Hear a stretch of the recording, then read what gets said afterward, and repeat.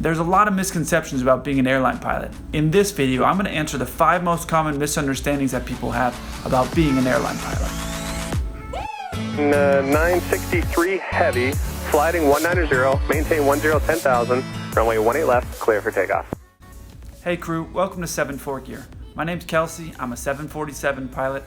In this video, I'm going to be addressing the 5 most common misunderstandings that people have and questions I generally get asked either when I'm sitting as a passenger in the back of the plane or if I'm out with friends and someone finds out I'm a professional pilot. These are the 5 most common questions or misunderstandings that I'm asked while I'm out with them. Number 1. This is something that always bothered me when I was a co-pilot. Well, I guess I'm a co-pilot now, but this is always something that bothered me, is that people believe that the captain always flies and that the co-pilot, or FO as we're commonly referred to, which means first officer, is up there. I don't know what they think we're doing, but this misconception that that captain is always flying and the other guy up there is up there filming his YouTube videos. I don't know. Generally what happens on a 2-pilot cockpit is one pilot is flying one leg of the flight and the other pilot is handling all the radios and all the additional stuff. And then it reverses roles. And there's a few reasons behind that. If you're going to eventually be a captain one day, you need to know how to fly that plane. You can't learn any way better than doing it. And 2, it gives everybody a chance to do something different. I used to fly private charter aircraft, and every now and again I'd be at the bottom of the stairs helping people, and people would say to me, "Oh, tell the captain he did a great job." I was the one that was flying, and I wanted to always say, "That was me. That smooth landing, I did that." At the end of the day, it doesn't really matter, but that's a common misconception that people have, is that the captain's always flying and the other guy is just up there for fun. The way to identify a captain or a first officer is the number of bars on their shoulders. If it's 3 bars, it's going to be co-pilot or a first officer. If it's 4 bars, it's going to be a captain. Number 2 is having perfect vision.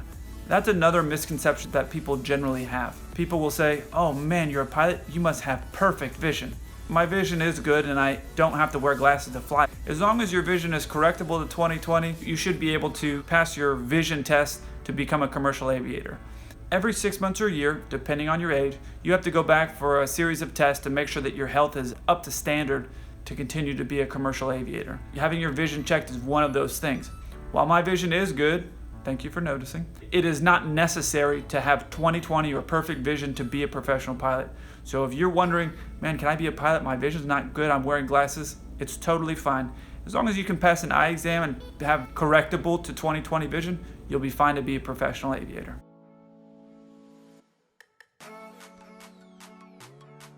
The third misconception that people have, and this applies more in the US than outside the US, is that right after flight school, you get to go fly big jets, and that's not true. Inside the US, depending on the type of school and training program that you go to, you're going to need somewhere between 1,000 and 1,500 flight hours in order to be able to get a job at the airlines. And you're generally going to be flying a 50 to 70 seater size regional jet. Overseas, it's a little bit different. In some countries, you're able to get on flying an Airbus or Boeing aircraft with a lot less flight time. Lucky. Number 4 is every pilot has to have a college degree in order to be a professional aviator. That is true in some airlines. They want you to have a 4-year degree.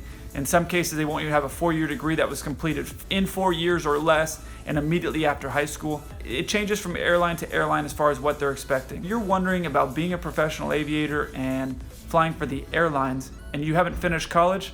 Well, it's going to be different for everybody as far as should you finish, should you not finish. Having a college degree isn't a necessary requirement to be an airline pilot. It will help you in a lot of cases as far as for career progression. So if you're in college right now and you're trying to figure out, should I just stop and go to flight school? You know what, guys? I'm done. I'm dropping out of school, I'm done. It's going to be a question that would probably be better to get answered on a case-by-case basis.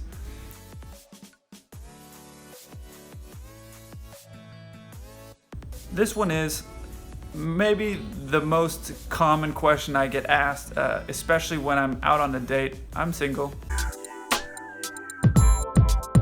Number 5, this is the most common misconception that people have about commercial pilots. This is a question I generally get asked when I'm out on a date with a girl, And she says, So, do you have girls in every city that you go to? and that's just not the case for everybody, at least. There are some guys they're just playboys and they have girls in a lot of the cities that they go to. Different airlines are different. Some airlines, you're flying to the same place on repeat. You're going to 3 cities, and that's the only 3 cities that you go to, and maybe in those cases you could cultivate a relationship there. Where I fly, I'm kind of going all over the world, and the same with most pilots. They're not flying to the same 2 or 3 cities all the time. You don't necessarily have girls in every port and everywhere that you go. So if you've ever gone on a vacation, you're there for 24 hours, let's say. How likely are you to show up and in 24 hours meet a girl, have her excited to go on a date with you, go on a date, sleep with her, and then see her 3 months later and she's just been there sitting around waiting for you? It's not the days of Pan Am when being a pilot you were at the top of the world and everybody wanted to know you. See that blonde out front? Should have been a pilot. Exactly.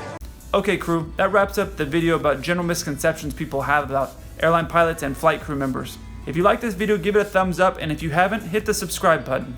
In the comments below, let me know what misconceptions or what questions you have about airline pilots. I look forward to hearing from you. Until then, keep the blue side up.